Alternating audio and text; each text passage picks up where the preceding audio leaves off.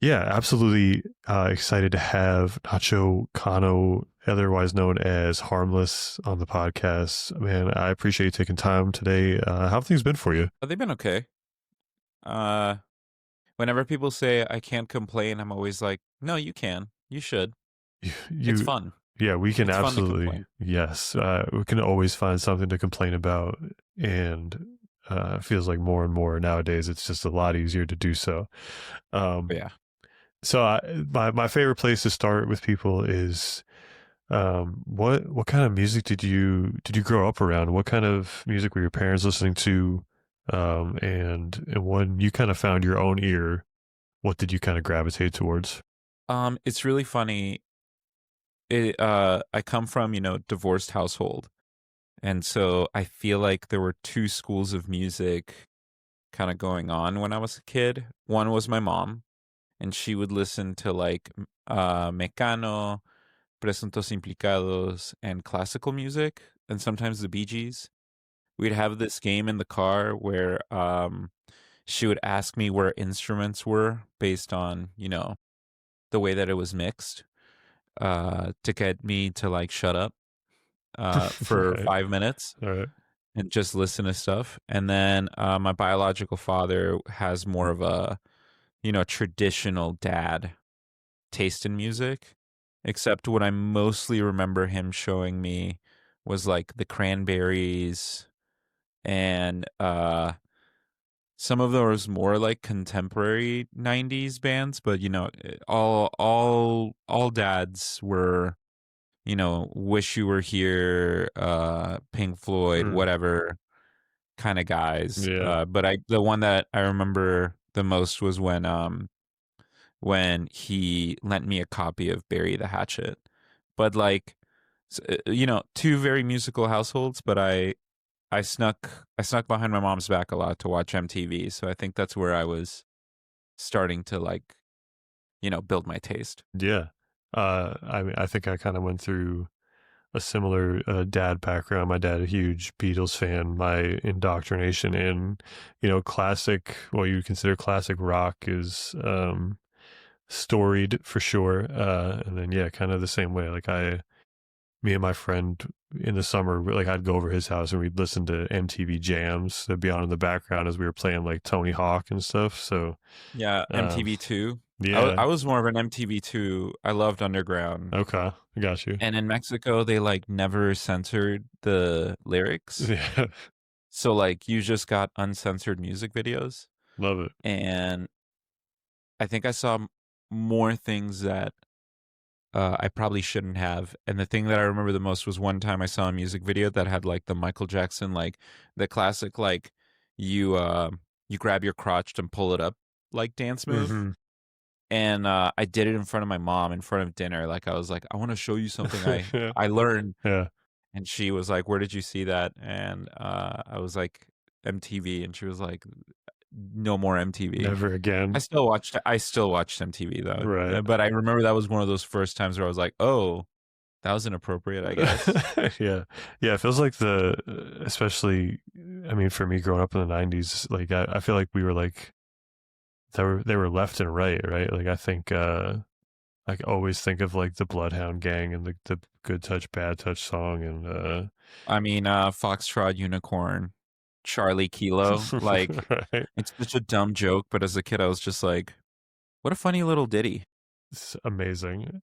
The slang nowadays compared to like what we grew up on, hilarious. But I always think of like, these kids will have these same memories looking back, like wow, like what do they do, like skibbity stuff? I'm like, I don't. Skibbity, dude. I mean, and they do talk like that. I'll never forget. I was playing this show. I was on tour. I think I'm not. I don't remember which band we were touring with, but um, you know, I love working the merch table. I like being at the merch table. I like feeling like I don't like the illusion of an artist like not being an artist. I feel like part of the the craft of the DIY world or whatever is that you also work your merch table, and so like I've always done that.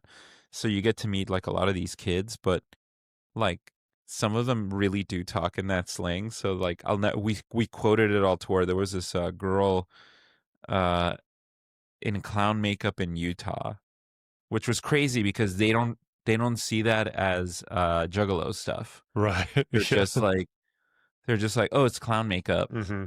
And so, I was just being we were being chill. We were like, "Oh, like are there any games you've been playing?" And she was like, "Oh, I've been playing a lot of Fortnite. I'm getting pretty skibbity at it." And she said it like really casually, Yeah. and I thought that it was just meme speak. No, they really are talking like that. Yeah. Is fully immersed into their conversations, and it blows my mind every day. And maybe that's just me getting old. My parents and how they How viewed old are me you? talking. I'm 35. Okay, we're like I'm 33. Yeah. So it's like we occupy the This same the same time and space. Yeah. the same time and space Yeah. pre cell phone Mm. cameras and like permanent embarrassment. Yeah. Yeah. I mean, the music for me has like always played like, I was when ringtones were a thing, like when you first Big had a time. phone, and like I was such a depressive kid. I had my first bought ringtone was Numb by Linkin Park. Uh That one. Literally, yeah, literally that one. I think back to that, I was like, wow, you were a really sad child, but hey, we've grown, and therapy has helped and things like that. I'd like to think so, yeah. Yeah, we're trying. So when you kind of got into your teen years and maybe out finding your own ear, what stuff did you gravitate towards after kind of the MTV space? I mean, like, the standard answer to that question is like Radiohead, whatever. But like I think like the true answer would be like, um, in high school there was this guy. We used to have this class called advisory, which was like when you had a class with like seniors, juniors, freshmen, like they were all mixed in together, and the Yeah, whole point was just to talk about like college preparation. But really, it was like a communal class where you hung out with, you know, people from a different age group. And there was like this kid that I thought was really cool. And he put me on to like torrenting websites and like, yeah, like what.cd and all that yeah. stuff. And I'll never forget that like he kind of was my like introduction into like ambient and noise music. And so like I think that's where I really start like whenever I get asked a question like, "Oh, like what have you been listening to?" I'm not like most of the time it's like, electronic music where like records have like 300 presses or like Right. some noise album or ambient album. I mean, my favorite album of the year is like it has a 20-minute long song that is just a loop. Hmm. And so that I think that's where like I'll never forget when at a sleepover that guy he invited me over and we listened to Endless Summer by Finesse. And I never heard music like that before. And after that, I was just torrenting like Tim Hecker records and more like contemporary stuff. And then I worked my way backward to like Brian Eno and all that. But like, I think, I think that is what it was like Radiohead, Yeah. and then like ambient music and then the field and like other hyperdub stuff. Like I was super into the burial. Like before Rate Your Music, everybody went on Metacritic.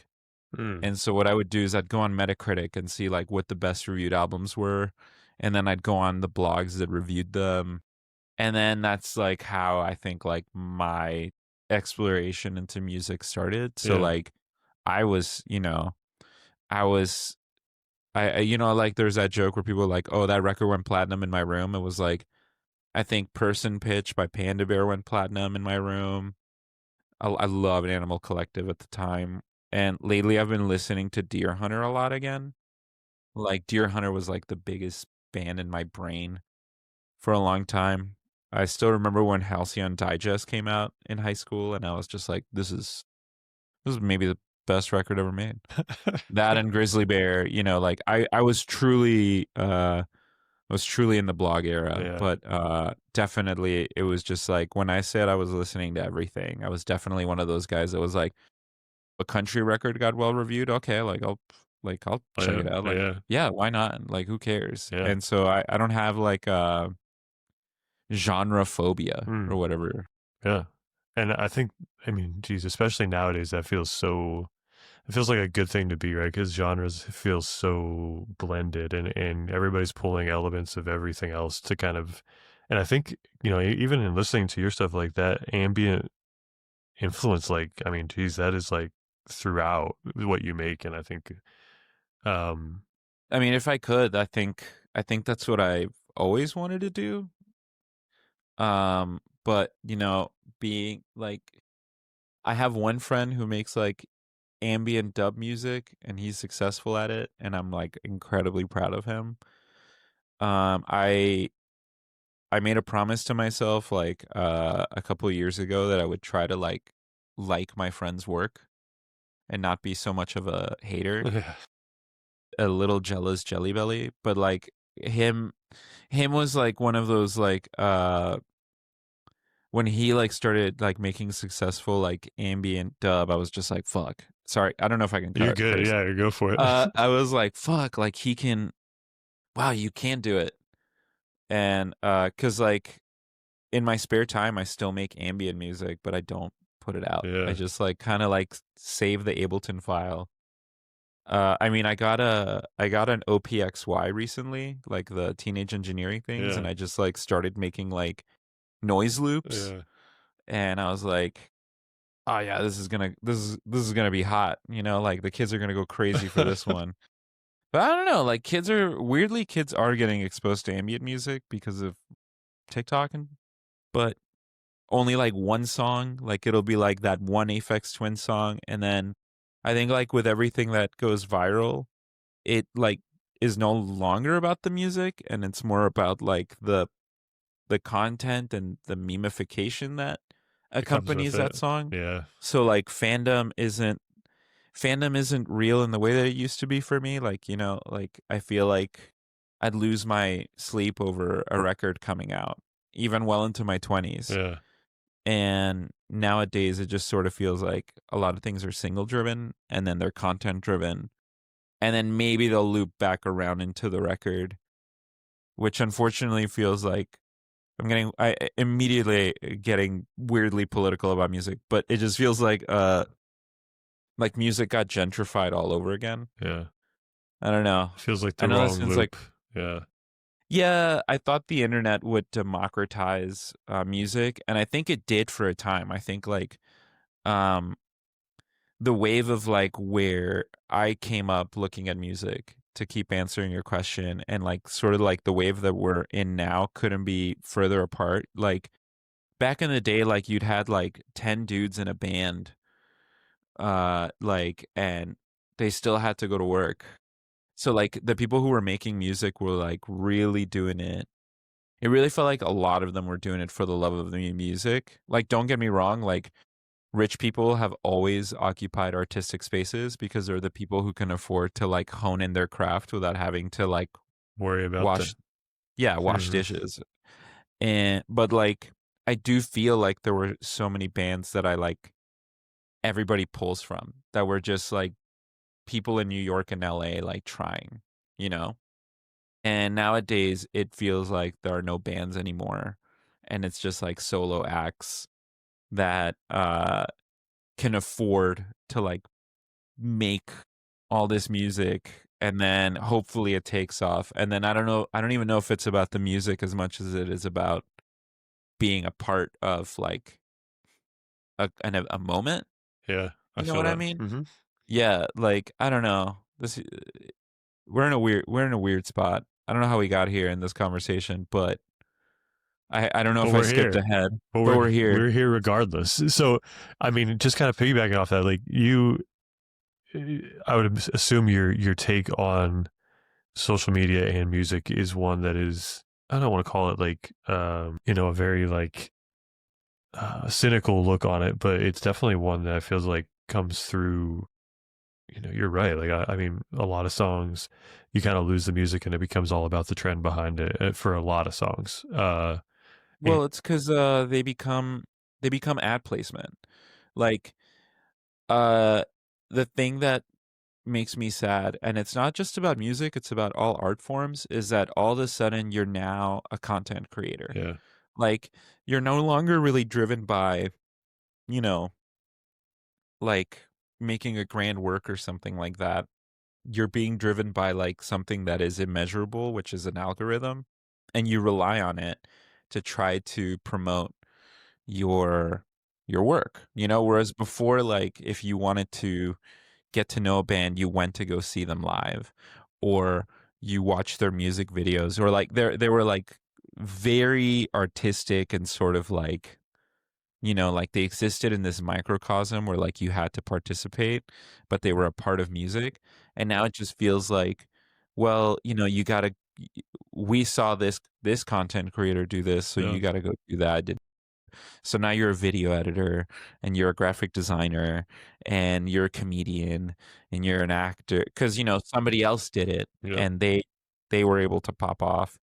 And I can't imagine that you don't feel the same way, where it's just like, I just want to, like, maybe I love Mark Maron and Ira Glass and all of these, great podcasters and Mhm. stuff like that. But I can't just like do the interview. I have to cut this into vertical content.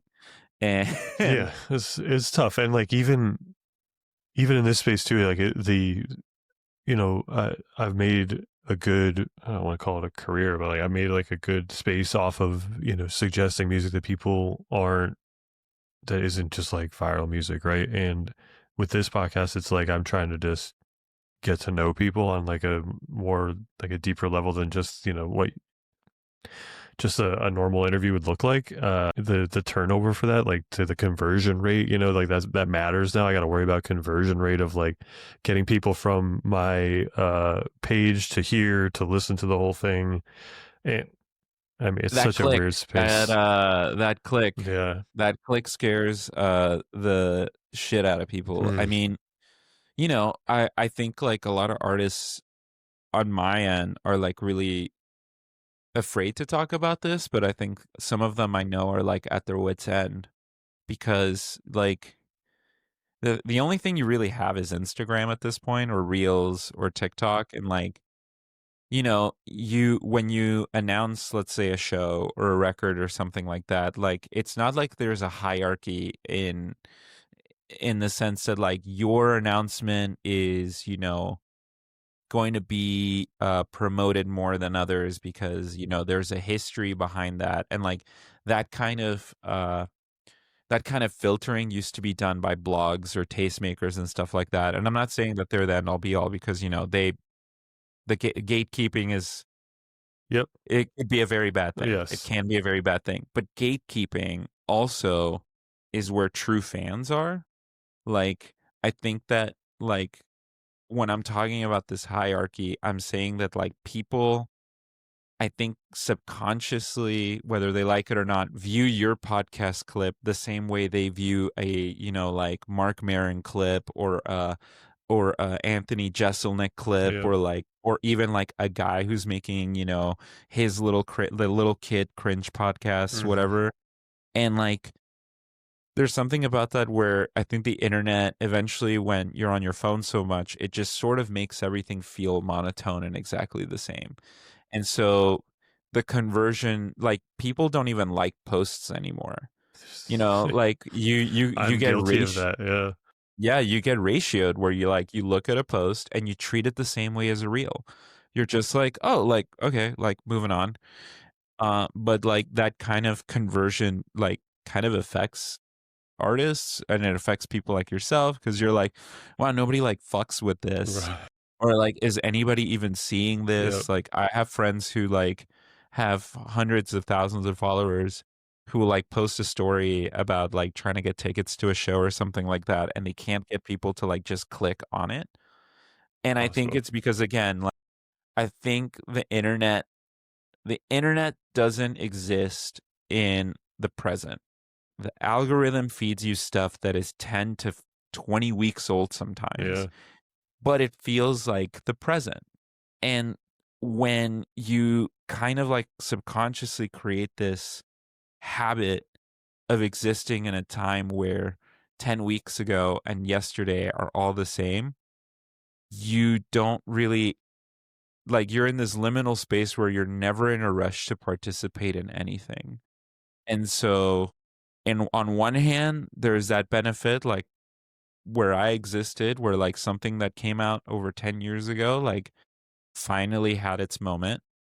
But on the other hand, is the opposite of that, where you're like, okay, well, I'm trying to keep the ball rolling, and Yeah. I want to continue that, and it's just like, well, that exists in the same space as something as 10 years ago, and now let's just wait and see what happens, which like is kind of what I meant by like music just keeps art in general just keeps getting gentrified in the sense that like, well, the people who have the money and the bandwidth to astroturf the internet with like You're their right. content Yeah, are you're right. able to get ahead, Right. and then you get into these spaces where like I don't want to name any names, but like you look at an artist and they'll have like tens of 20s of millions of listeners, and you're like, who the fuck is that? Like, I've never heard of this person. Yeah.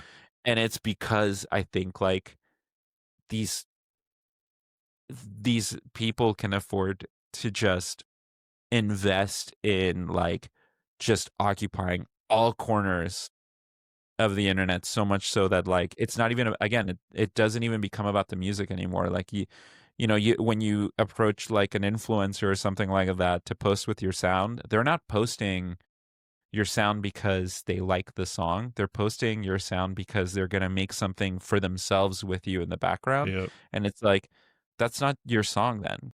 It's not about your song. Yeah. It's just about, like farming a clip for whatever. Yeah. I know that this sounds very cynical, but I feel like that's just been where a lot of the music I've been making is about, which is just like, oh, like why am I doing this? Yeah.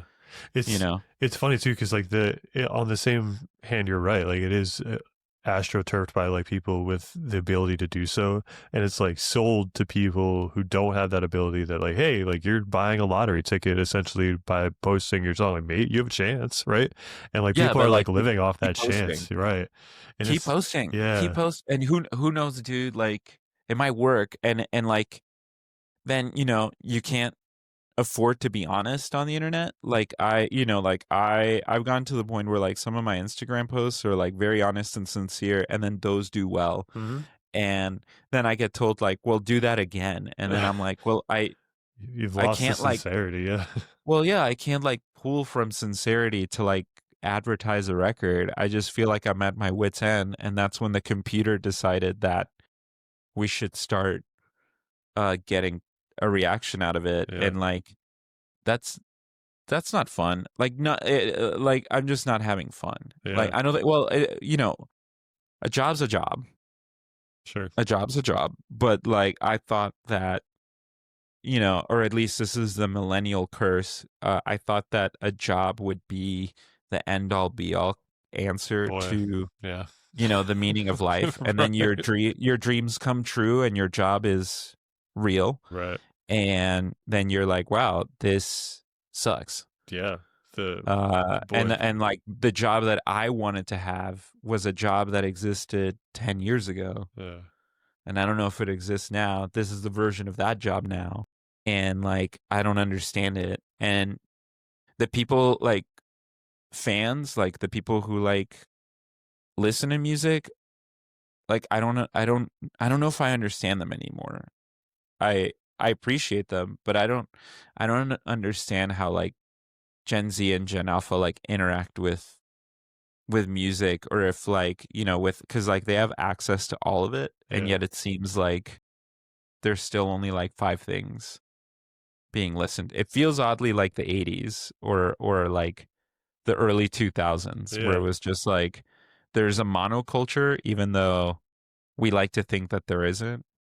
But the monoculture isn't really about the music anymore, or the popularity of the music. It's about the populism that you feel from being a fan of the thing that Everybody is else. getting, yeah. Yeah. And I'm like, and I don't understand that at all, because then it's like the moment that that sound isn't trending, or the moment that that image isn't real, then it's like, well, then we got to move on Yeah. to the next thing. And then you see a lot of like artists be like, I don't understand. Like, I thought that I had this. And it's like, it's sad.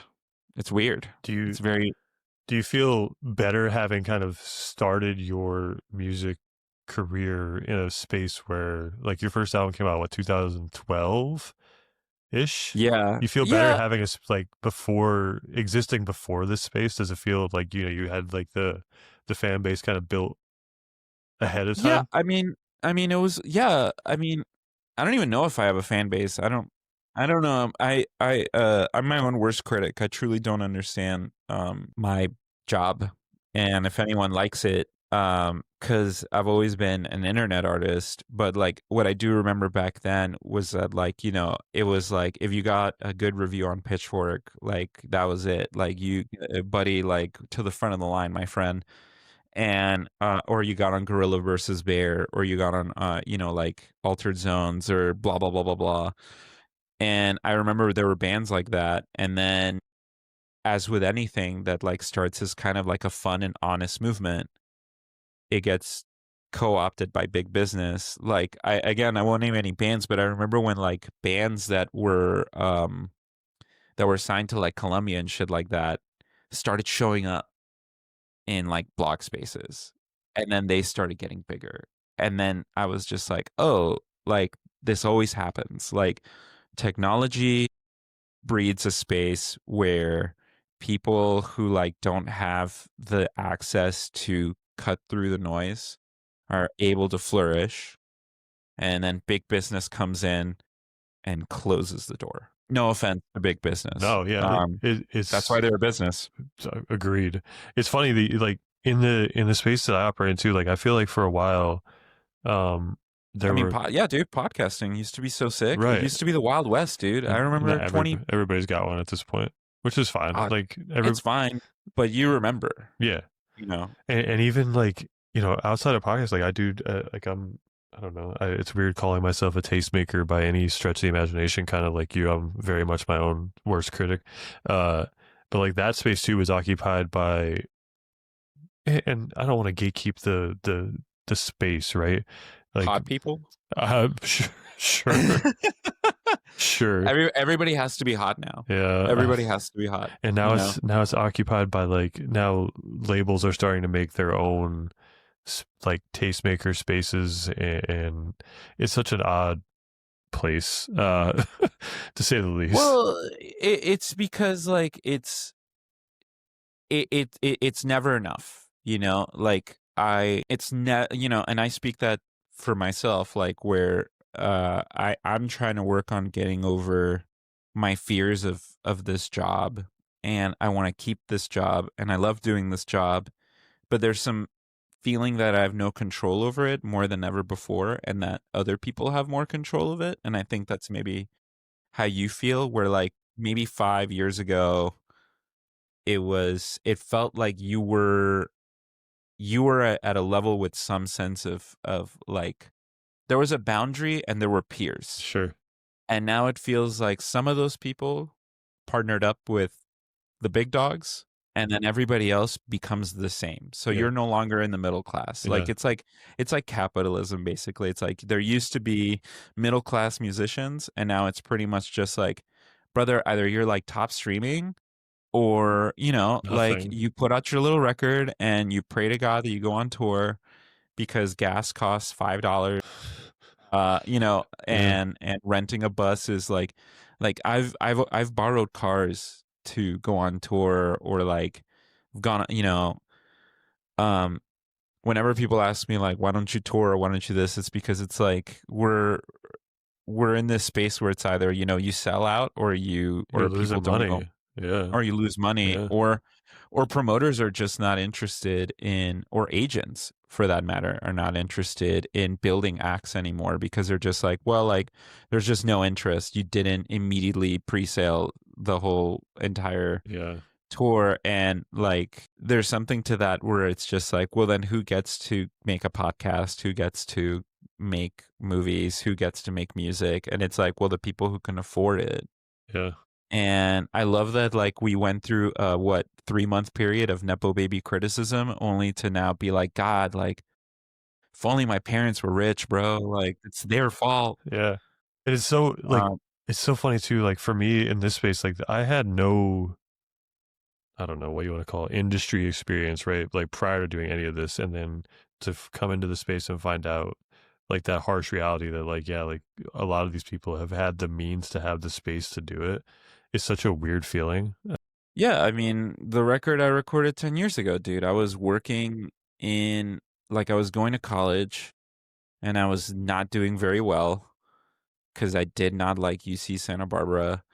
And I was like, fuck it. I'm going to transfer schools or drop out, but I want to make these songs. And I made them in my dorm room, but like to pay for it, I was washing dishes at the cafeteria I lived next to, and like industrial pots. Like I was listening to records and like by myself because no one wanted to do it. And because I was one of the few people that spoke Spanish, they had me also be like a cook's assistant. But like there's something about that where I was like, I don't have like the like when I listen to like, the big hits, this Swingland or whatever, I'm like, this isn't mixed very well. This isn't done very well. But it's like I borrowed a bass for Christmas. I begged for like a at the time they were called M boxes, like for a Pro Tools thing, and like I borrowed everything, like I had one drum machine that I saved up for, like I had one guitar pedal, like, and I remember I had one mic, and all of these things were things that I had to like buy Yeah. or beg for over time. And then it was like, well, I can tone in, I can like try to sound like everybody else and like really hone in and make this sound good, or I can put it out. Yeah. And like there's a sense of urgency when you don't have the means to get better at something, because you can't hire somebody to teach you. You can't like, now there's, YouTube and all that stuff, but there's something about that where I was like, I didn't know what a VST was or a bus or whatever. I had some idea of how to mix, but like I thought that earnestness and honesty was pretty much all you needed to like make good music. And I put it out, and I think like eventually the internet was able to catch on to it because it was earnest and honest.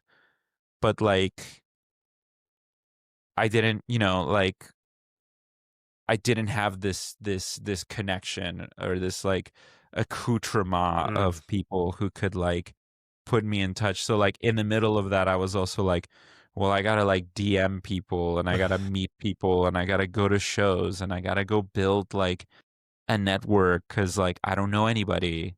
Yeah. And like I feel like you can't, it's a lot easier to do that when, you were born into a different environment. And it's kind of funny how like resigned we are all to that in like post COVID, especially like post lockdown, where like I feel like everybody has finally like come around and gone like, whatever, man. Like the rich are just gonna stay rich, bro. They win. Like they won. Like it just feels like everybody's like that with music and everything, where it's just like, they won. Like, you know what? I'm just gonna pay my $500 and go to an arena show, and uh, you know, then that's my show for the year. Yeah. One show a year. Or Yeah. uh, That's or brutal. and it's the same with like video games and movies and everything. It just feels like people are like, well, like, I'll just wait till it comes on streaming, or oh, I'll just wait until, like they come back, and I'll see them at whatever. And Yeah. it's like things don't almost it almost feels like things aren't worth participating until everybody else likes it. Yeah. And That is funny. I don't think you're yeah, wrong. That's the worst part. Like it's mildly depressing. I don't think you're wrong at all.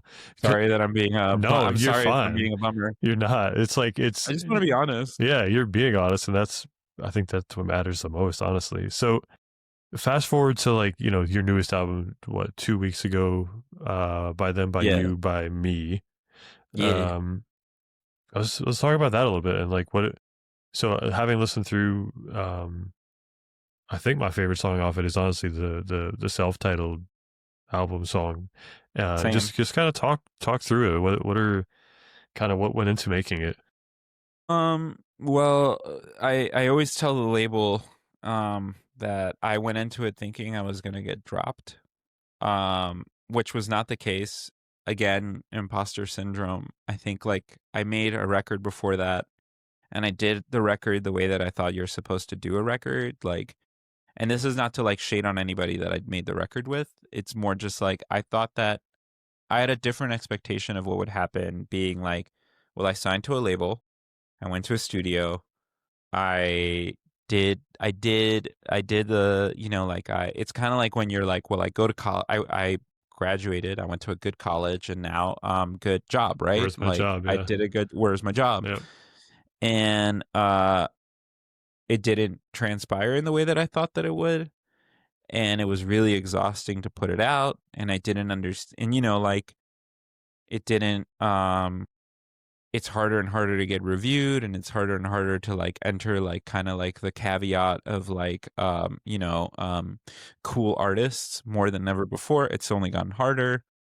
And so I thought, well, the label, I clearly didn't deliver, and the label probably hates my guts.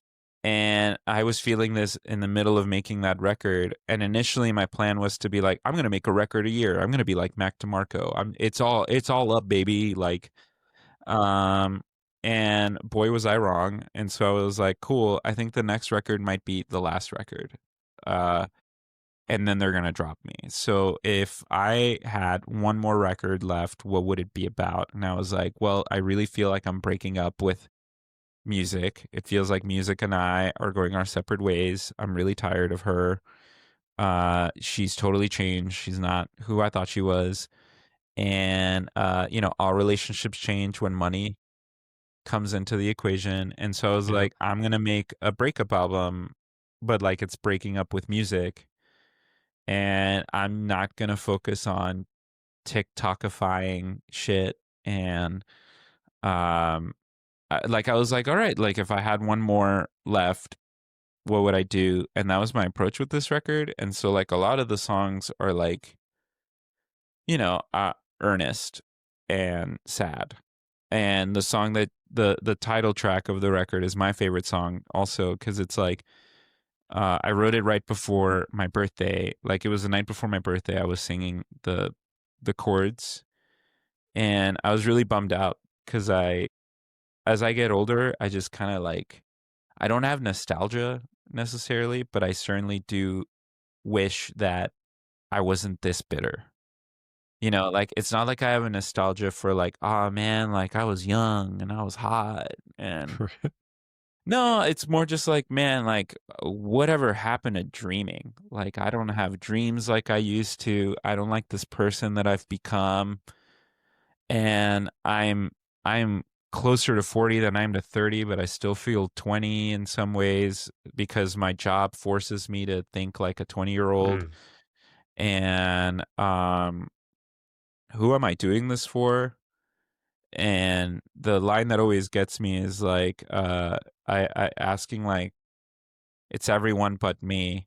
And like I'm very fortunate, and I'm sure somebody looks at me that way and goes like, why him and not me? yeah, And it's a perpetual unending cycle of like comparison and unhappiness. And I was just like, I want to make a record about that, yeah. and I think it came across. And then I remember I just turned it in when it was done. I didn't let them listen to any demos or anything. I was Right. just like, here it is.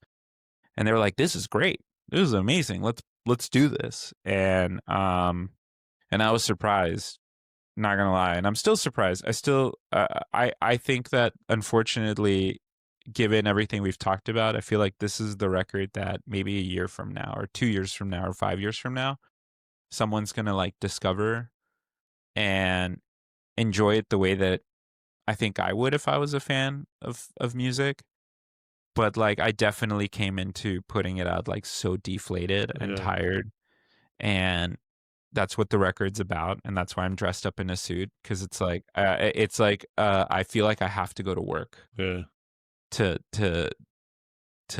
promote it and to talk about it and to honor it. And I also have to be this jaded, like businessman, because, you know, that is where it came from. I was like, well, I'm going through a break. I'm going through a divorce, Yeah. so I got to look like a divorced salary man. Isn't there like I feel like maybe it's a millennial thing, but there's like the kind of like you're right, a weird bitterness like and I don't want to be too bitter, but like You can be better. we were sold like what we thought life would be at this point, right? And like looking back, you're right. It's And not now it. we're getting made fun of for it. Like, that's what makes me sad. It's like, Yeah, not only were you sold something, dude, but now you're cringe. yeah, Now you're cringe, you're chopped, and you're unk. And I'm like, what? I I built it, bro. I yeah, built it for you, yeah, and I'm chopped. yeah. It's Okay, like such a weird space, such a very like weird space. it is a weird space because sometimes I'm just like, why are we generationally against each other? None of us are ever gonna own shit, or like it's gonna come at great cost, or like I don't know. I sincerely hope that like this is where like sometimes I wish gatekeeping was back, because gatekeeping kind of filtered out the real ones from the trend chasers. And this isn't in relationship to me, but just in relationship to everything. Like I wanna go to a show and feel like everybody is there. And I say that because I went to a show yesterday. I went to go see Shintaro Sakamoto, and some people were like talking, and I'm like, dude, the show's like I had to shush. Like I hate, like, why do I live in a world where I have to shush somebody at a show, or like tell them to put their phone away?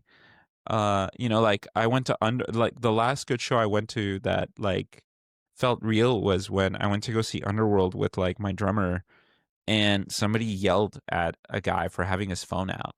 And I was just like, hell yeah, dude, like just be here. I mean, maybe this is a shitty story to say on a podcast publicly, but like um it was my buddy's birthday not too long ago, and I don't know if you live in LA, but Oh no. we went to this place called Jumbo's Clown Room, which is like a strip club, Okay. and they're like, no phones, no phones. And I was Right. like, word, makes total sense. Right. But when I left, I got like an air of nostalgia, like where I was just like, man, that was so nice. Like we were all present and we were all watching the show and Right. participating Right. and interacting. And then when I left and I like somebody asked me how it went, like there was like it was there was mysticism, because I was like, I can't show you. Like take my word for it. It was Yeah. magical. And then they get to feel like, oh well, now I gotta like I want to experience that too. Whereas Yeah. now, when everything's on your phone and like everyone's on their phone, you're not there, and then you post it online, and then people are like, "Well, okay, like I got to see the show," Yeah. and the mysticism is gone, and then nobody wants to do anything.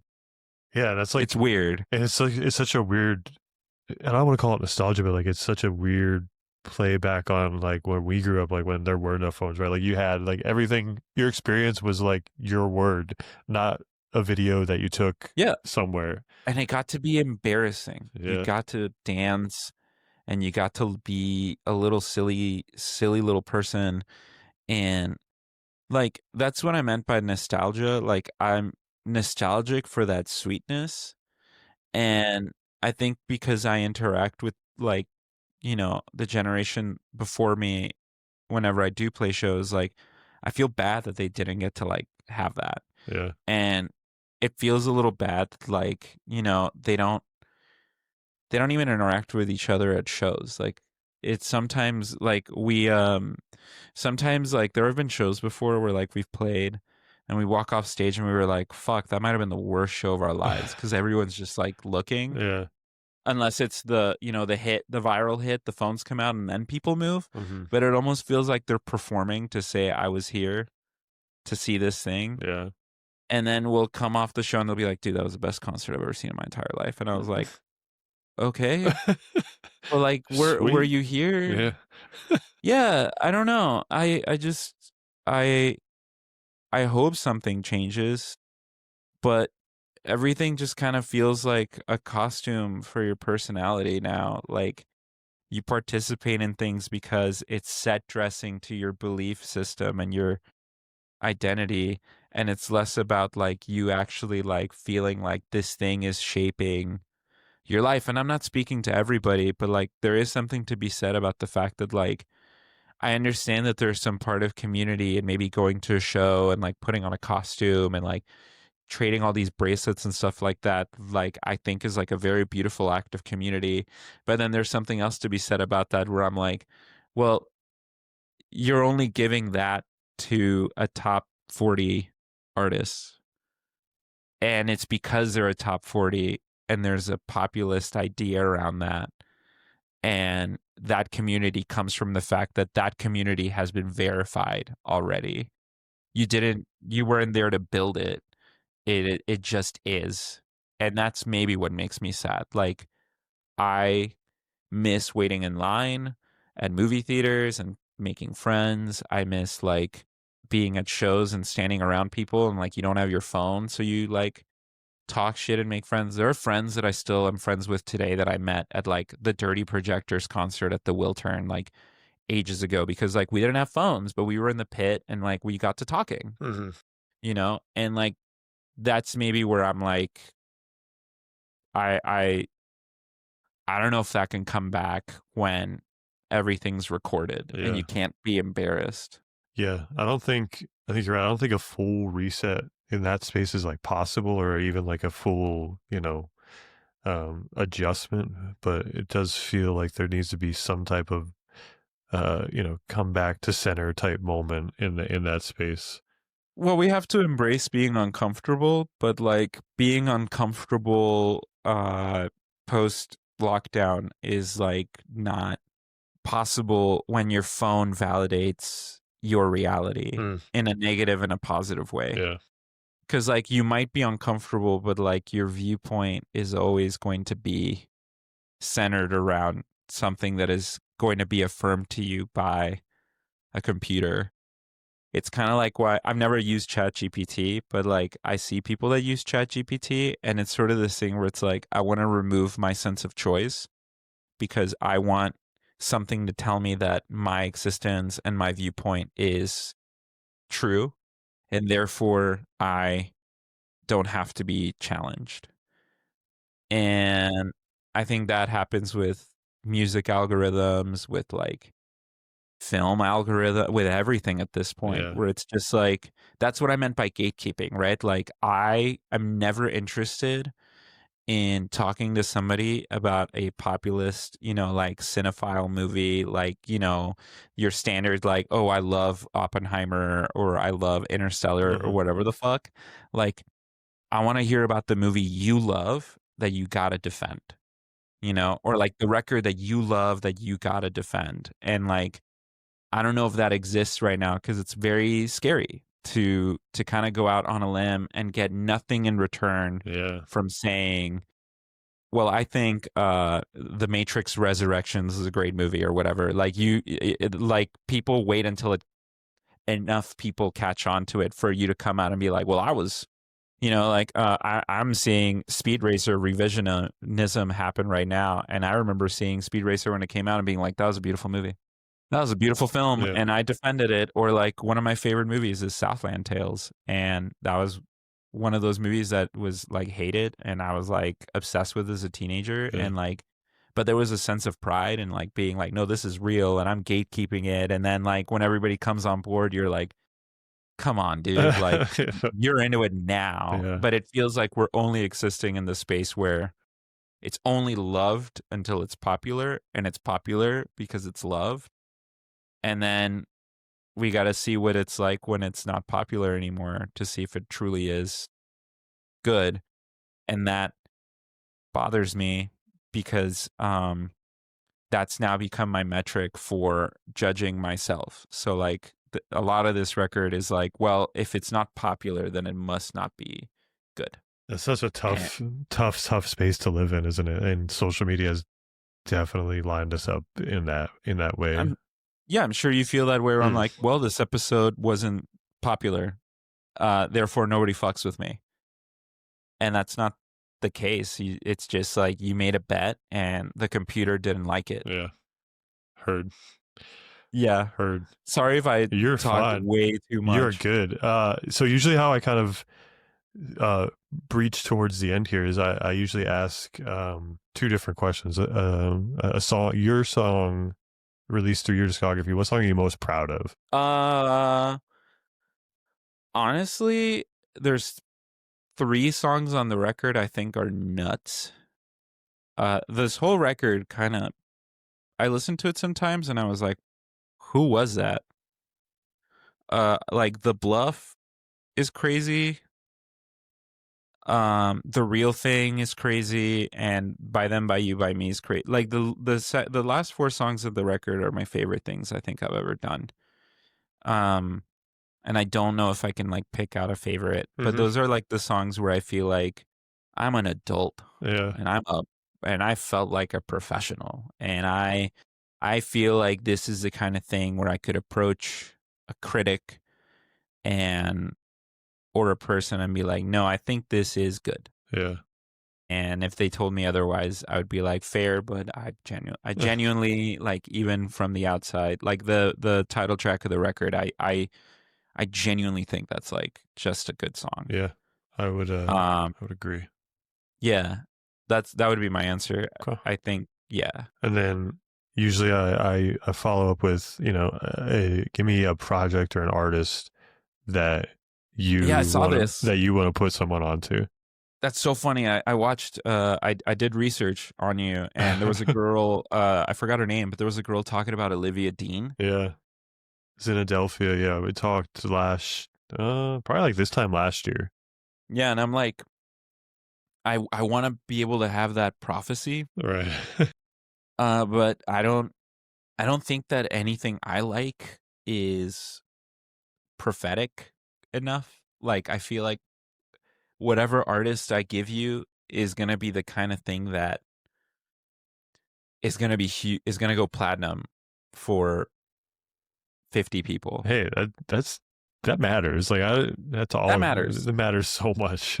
But so like a project that I think is underrated, hmm um current or In any space, I don't view music to be this chronologically important thing. So let's see. I did prepare for this question, and yet I had such a tough time because I listen to so much music, and I really want things to like the things that I like are things I want to be famous, hmm for lack of a better term. But I'm trying to think of who hasn't gone their roses. So sorry. you're good. I am pulling on my phone. You can edit around I this. can definitely do that. We have Uh the power. we have the means. We have the technology, We we have the means. yeah. All right. God, I listen to way too much stuff that I guess is big to me. Uh I think maybe I'll speak on my favorite record of the year. And I love Jeffrey Cantu Ledesma. He made this record called Gift Songs, and it's it's got a 20-minute long song that is a 5 count that has like water in the background, and it's like this very beautiful thing. And I think maybe that's been my favorite thing because it's outside of the realm of identity. It's outside of the realm of like persona. I think it's like just patient music. And I think like making music that makes me feel present is like such a joy. And it feels impossible. It just feels like when I'm listening to music, I'm not it's gotten even passive for me. And I think this year in particular, and I'm speaking for myself and maybe others, but I feel like music comes and goes quicker than ever before. Yeah. And I can't get hyped up for a record, and then the records that do get hyped up are records that I just like don't understand. Because I feel like they're a part of like this populism I think I'm trying to get away from.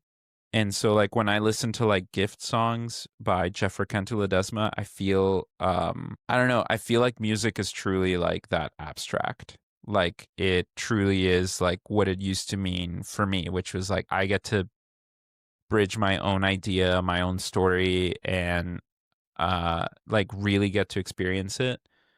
And I think like that would be the if like I had to like force my fan base to listen to something Yeah. knowing full and well that they were probably going to hate it, Yeah. it would be that, or it would be this record by Ray Harakami called Lust, Okay.